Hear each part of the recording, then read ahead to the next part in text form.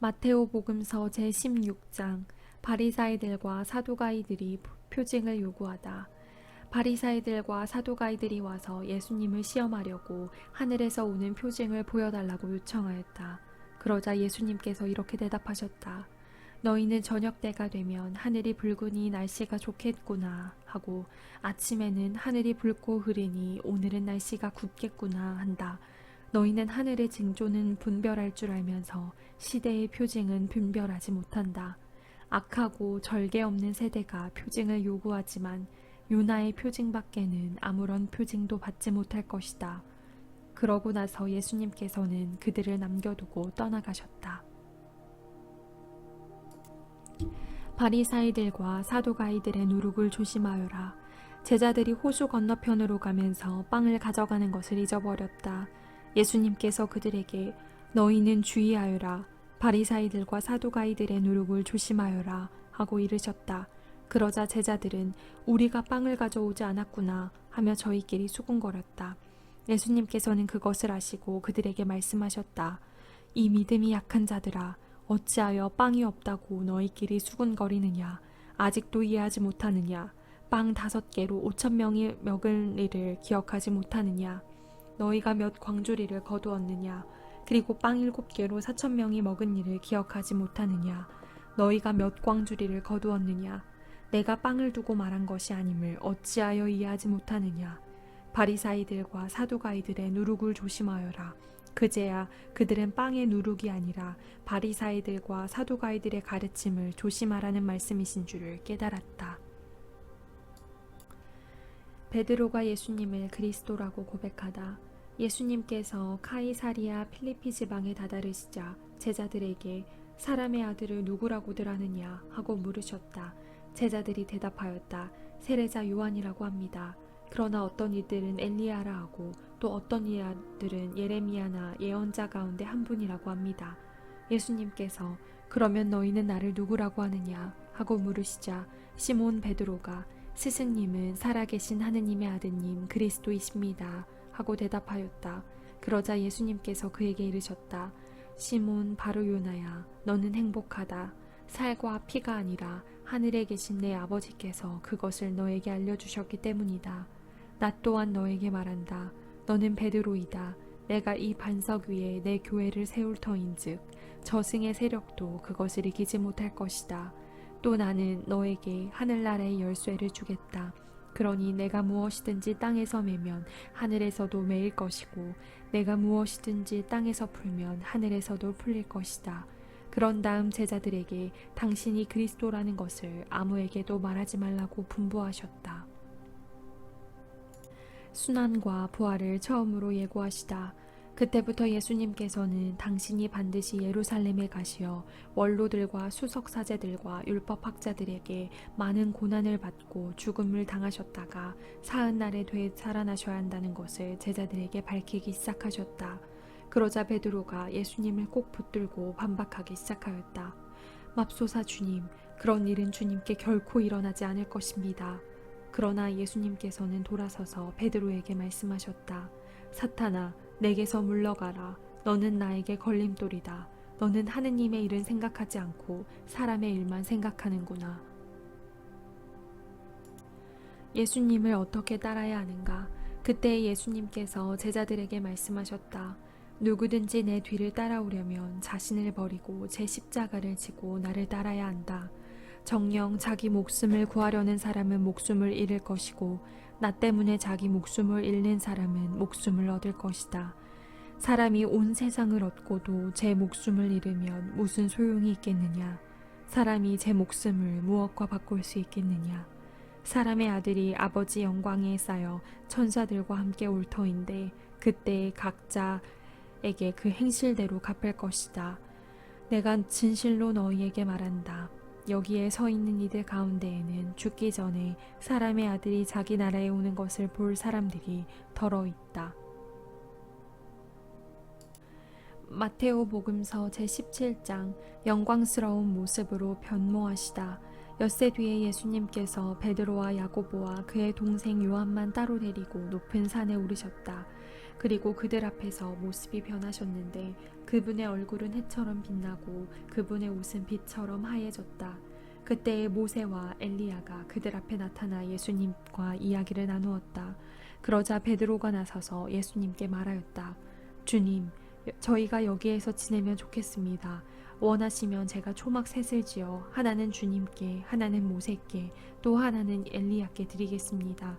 베드로가 말을 채 끝내기도 전에 빛나는 구름이 그들을 덮었다. 그리고 그 구름 속에서 이는 내가 사랑하는 아들, 내 마음에 드는 아들이니 너희는 그의 말을 들어라 하는 소리가 났다. 이 소리를 들은 제자들은 얼굴을 땅에 대고 엎드린 채 몹시 두려워하였다. 예수님께서 다가오시어 그들에게 손을 대시며 일어나라, 그리고 두려워하지 마라 하고 이르셨다. 그들이 눈을 들어보니 예수님 외에는 아무도 보이지 않았다. 그들이 산에서 내려올 때 예수님께서는 그들에게 사람의 아들이 죽은 이들 가운데에서 되살아날 때까지 지금 본 것을 아무에게도 말하지 마라 하고 명령하셨다. 엘리야의 재림. 제자들이 예수님께 율법학자들은 어찌하여 엘리야가 먼저 와야 한다고 말합니까? 하고 물었다. 그러자 예수님께서 대답하셨다. 과연 엘리야가 와서 모든 것을 바로잡을 것이다. 내가 너희에게 말한다. 엘리야는 이미 왔지만 사람들은 그를 알아보지 못하고 제멋대로 다루었다. 그처럼 사람의 아들도 그들에게 고난을 받을 것이다. 그제야 제자들은 그것이 세례자 요한을 두고 하신 말씀인 줄을 깨달았다. 어떤 아이에게서 마귀를 내쫓으시다. 그들이 군중에게 가자 어떤 사람이 예수님께 다가와 무릎을 꿇고 말하였다. 주님, 제 아들에게 자비를 베풀어 주십시오. 간질병에 걸려 몹시 고생하고 있습니다. 자주 불 속으로 떨어지기도 하고 또 자주 물 속으로 떨어지기도 합니다. 그래서 주님의 제자들에게 데려가 보았지만 그들은 고치지 못하였습니다.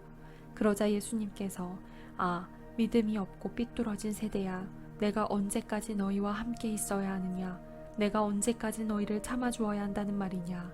아이를 이리 데려오너라 하고 이르셨다. 그런 다음 예수님께서 호통을 치시자 아이에게서 마귀가 나갔다. 바로 그 시간에 아이가 나았다. 그때의 제자들이 따로 예수님께 다가와 어찌하여 저희는 그 마귀를 내쫓아내지 못하였습니까? 하고 물었다. 예수님께서 대답하셨다. 너희의 믿음이 약한 탓이다. 내가 진실로 너희에게 말한다. 너희가 겨자씨 하늘만 한 믿음이라도 있으면 이 산더러 여기서 저기로 옮겨가라 하더라도 그대로 옮겨갈 것이다. 너희가 못한 일은 하나도 없을 것이다. 순환과 부활을 두 번째로 예고하시다. 그들이 갈릴레아에 모여 있을 때 예수님께서 제자들에게 이르셨다. 사람의 아들은 사람들의 손에 넘겨져 그들 손에 죽을 것이다. 그러나 사흘날에 되살아날 것이다. 그러자 그들은 몹시 슬퍼하였다. 성전 세를 바치시다. 그들이 카파르나움으로 갔을 때 성전 세를 거두어 드리는 이들이 베드로에게 다가와 여러분의 스승님은 성전 세를 내지 않습니까? 하고 물었다. 베드로가 내십니다 하고는 집에 들어갔더니 예수님께서 먼저 시몬아, 너는 어떻게 생각하느냐? 세상 임금들이 누구에게서 관세나 세금을 거두느냐? 자기 자녀들에게서냐 아니면 남들에게서나? 하고 물으셨다. 베드로가 남들에게서입니다 하고 대답하자 예수님께서 이르셨다. 그렇다면 자녀들은 면제받는 것이다. 그러나 우리가 그들의 비위를 건드릴 것은 없으니 호수에 가서 낚시를 던져 먼저 올라오는 고기를 잡아 입을 열어보아라. 스타테르 한 잎을 발견할 것이다. 그것을 가져다가 나와 내 몫으로 그들에게 주어라. 마테오 복음서 제18장. 하늘나라에서 가장 큰 사람. 그때의 제자들이 예수님께 다가와 하늘나라에서는 누가 가장 큰 사람입니까? 하고 물었다. 그러자 예수님께서 어린이 하나를 불러 그들 가운데에 세우시고 이르셨다. 내가 진실로 너희에게 말한다. 너희가 회개하여 어린이처럼 되지 않으면 결코 하늘나라에 들어가지 못한다. 그러므로 누구든지 이 어린이처럼 자신을 낮추는 이가 하늘나라에서 가장 큰 사람이다. 또 누구든지 이런 어린이 하나를 내 이름으로 받아들이면 나를 받아들이는 것이다. 죄의 유혹을 단단히 물리쳐라.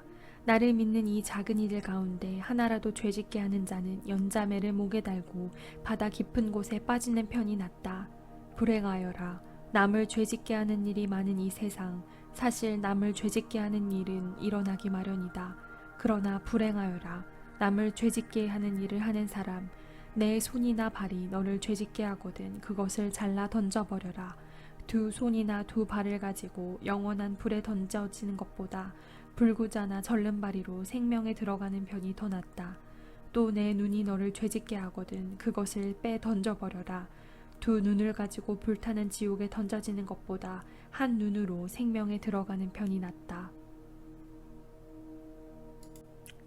작은 이들을 업신여기지 마라. 너희는 이 작은 이들 가운데 하나라도 업신여기지 않도록 주의하여라. 내가 너희에게 말한다. 하늘에서 그들의 천사들이 하늘에 계신 내 아버지의 얼굴을 늘 보고 있다. 되찾은 양의 비유. 너희는 어떻게 생각하느냐? 어떤 사람에게 양 100마리가 있는데 그 가운데 한 마리가 길을 잃으면 99마리를 산에 남겨둔 채 길 잃은 양을 찾아 나서지 않느냐? 그가 양을 찾게 되면 내가 진실로 너희에게 말하는데 길을 잃지 않는 99마리보다 그 한 마리를 두고 더 기뻐한다. 이와 같이 이 작은 이들 가운데 하나라도 잃어버리는 것은 하늘에 계신 너희 아버지의 뜻이 아니다. 형제가 죄를 지으면 깨우쳐 주어라. 내 형제가 너에게 죄를 짓거든 가서 단둘이 만나 그를 타일러라. 그가 내 말을 들으면 내가 그 형제를 얻은 것이다. 그러나 그가 내 말을 듣지 않거든 한 사람이나 두 사람을 더 데리고 가거라. 모든 일을 둘이나 세 증인의 말로 확정지어야 하기 때문이다. 그가 그들의 말을 들으려고 하지 않거든 교회에 알려라.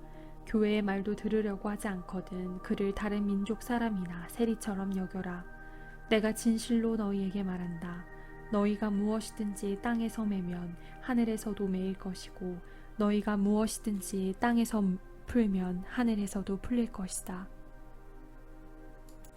함께 기도하면 아버지께서 들어주신다. 내가 또 진실로 너희에게 말한다. 너희 가운데 두 사람이 이 땅에서 마음을 모아 무엇이든 청하면 하늘에 계신 내 아버지께서 이루어 주실 것이다. 두 사람이나 세 사람이라도 내 이름으로 모인 곳에는 나도 함께 있기 때문이다. 형제가 죄를 지으며 몇 번이고 용서하여라. 그때에 베드로가 예수님께 다가와 주님, 제 형제가 저에게 죄를 지으면 몇 번이나 용서해 주어야 합니까? 7번까지 해야 합니까? 하고 물었다. 예수님께서 그에게 대답하셨다. 내가 너에게 말한다. 7번이 아니라 77번까지라도 용서해야 한다. 매정한 종의 비유. 그러므로 하늘나라는 자기 종들과 셈을 하려는 어떤 임금에게 비길 수 있다. 임금이 셈을 사기 시작하자 많은 탈렌트를 빚진 사람 하나가 끌려왔다. 그런데 그가 빚을 갚을 길이 없으므로 주인은 그 종에게 자신과 아내와 자식과 그 밖에 가진 것을 다 팔아서 갚으라고 명령하였다. 그러자 그 종이 엎드려 절하며 제발 참아주십시오. 제가 다 갚겠습니다. 하고 말하였다. 그 종의 주인은 가엾은 마음이 들어 그를 놓아주고 부채도 탕감해 주었다. 그런데 그 종이 나가서 자기에게 100데나리온을 빚진 동료 하나를 만났다. 그러자 그를 붙들어 멱살을 잡고 빚진 것을 갚아라 하고 말하였다. 그의 동료는 엎드려서 제발 참아주게 내가 갚겠네 하고 청하였다. 그러나 그는 들어주려고 하지 않았다. 그리고 가서 그 동료가 빚진 것을 다 갚을 때까지 감옥에 가두었다. 동료들이 그렇게 벌어진 일을 보고 너무 안타까운 나머지 주인에게 가서 그 일을 죄다 일렀다. 그러자 주인이 그 종을 불러들여 말하였다. 이 악한 종아, 내가 청하기에 나는 너에게 빚을 다 탕감해 주었다. 내가 너희에게 자비를 베푼 것처럼 너도 내 동료에게 자비를 베풀었어야 하지 않느냐. 그러고 나서 화가 난 주인은 그를 고문 형리에게 넘겨 빚진 것을 다 갚게 하였다. 너희가 저마다 자기 형제를 마음으로부터 용서하지 않으면 하늘의 내 아버지께서도 너희에게 그와 같이 하실 것이다. 마테오 복음서 제19장 혼인과 이혼. 예수님께서는 이 말씀들을 마치시고 갈릴레아를 떠나 요르단 건너편 유다 지방으로 가셨다. 많은 군중이 그분을 따라오자 그분께서는 그곳에서도 그를 고쳐주셨다. 그런데 바리사이들이 다가와 예수님을 시험하려고 무엇이든지 이유만 있으면 남편이 아내를 버려도 됩니까? 하고 물었다. 그러자 예수님께서 이렇게 대답하셨다. 너희는 읽어보지 않았느냐? 창조주께서 처음부터 그들을 남자와 여자로 만드시고 나서 그러므로 남자는 아버지와 어머니를 떠나 아내와 결합하여 둘이 한 몸이 될 것이다 하고 이르셨다. 따라서 그들은 이제 둘이 아니라 한 몸이다. 그러므로 하느님께서 맺어주신 것을 사람이 갈라놓아서는 안 된다. 그들이 다시 예수님께 그렇다면 어찌하여 모세는 이혼장을 써주고 아내를 버려라 하고 명령하였습니까? 하자 예수님께서는 그들에게 말씀하셨다. 모세는 너희의 마음이 완고하기 때문에 너희가 아내를 버리는 것은 허락하였다. 그러나 처음부터 그렇게 된 것은 아니다. 내가 너희에게 말한다. 불륜을 저지른 경우 외에 아내를 버리고 다른 여자와 혼인하는 자는 간음하는 것이다. 혼인과 독신. 그러자 제자들이 예수님께 아내에 대한 남편의 처지가 그러하다면 혼인하지 않는 것이 좋겠습니다 하고 말하였다. 예수님께서 그들에게 이르셨다. 모든 사람이 이 말을 받아들일 수 있는 것은 아니다. 허락된 이들만 받아들일 수 있다. 사실 모태에서부터 고자로 태어난 이들도 있고 사람들 손에 고자가 된 이들도 있으며 하늘나라 때문에 스스로 고자가 된 이들도 있다. 받아들일 수 있는 사람은 받아들여라. 어린이들을 사랑하시다. 그때의 사람들이 어린이들을 예수님께 데리고 와서 그들에게 손을 얹고 기도해 달라고 하셨다. 그러자 제자들이 사람들을 꾸짖었다. 그러나 예수님께서는 이렇게 이르셨다. 어린이들을 그냥 놓아두어라. 나에게 오는 것을 막지 마라.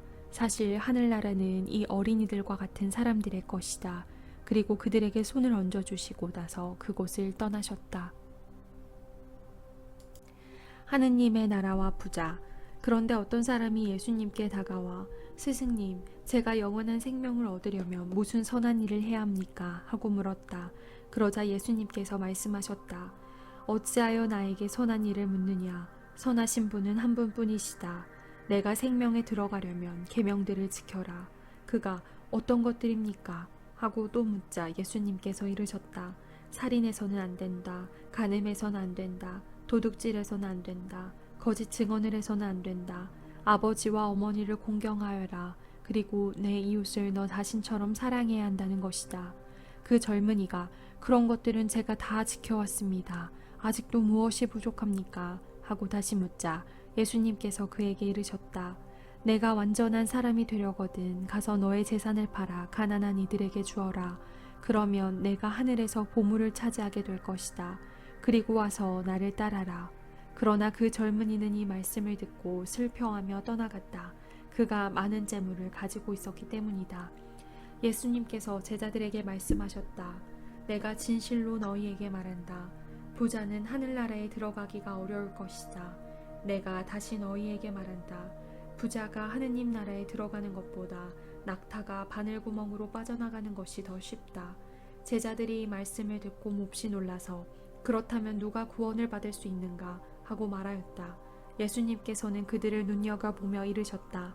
사람에게는 그것이 불가능하지만 하느님께는 모든 것이 가능하다. 따름과 보상. 그때의 베드로가 그 말씀을 받아 예수님께 물었다. 보시다시피 저희는 모든 것을 버리고 스승님을 따랐습니다. 그러니 저희는 무엇을 받겠습니까? 예수님께서 말씀하셨다. 내가 진실로 너희에게 말한다. 사람의 아들이 영광스러운 자기 옥좌에 앉게 되는 새 세상이 오면 나를 따른 너희도 12옥좌에 앉아 이스라엘의 12지파를 심판할 것이다. 그리고 내 이름 때문에 집이나 형제나 자매, 아버지나 어머니, 자녀나 토지를 버린 사람은 모두 100배로 받을 것이고 영원한 생명도 받을 것이다. 그런데 첫째가 꼴찌되고 꼴찌가 첫째 되는 이들이 많을 것이다.